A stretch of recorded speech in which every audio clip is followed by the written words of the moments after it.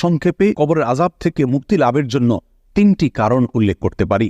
প্রথম কারণ হলো যেই কোনো গুনাহ থেকে বেঁচে থাকার জন্য আপ্রাণ চেষ্টা করা, যেমন চগলখড়ি করা, কোরআনকে পরিত্যাগ করা, মিথ্যা কথা বলা, সুদের কারবার করা, জেনার সাথে জড়িত থাকা, পেশাবের ব্যাপারে অসাবধানতা অবলম্বন করা, এই সবগুলো থেকে বেঁচে থাকার জন্য চেষ্টা করা। দ্বিতীয় উপায় হলো নবী সাল্লাল্লাহু আলাইহি সাল্লাম যে দোয়াটি কবরের আযাব থেকে মুক্তি লাভের জন্য সবসময় পাঠ করতেন, আল্লাহুম্মা ইন্নী আউযু বিকা মিন আযাবিল কবর, আল্লাহ কবরের আযাব থেকে আমি আপনার কাছে আশ্রয় চাই।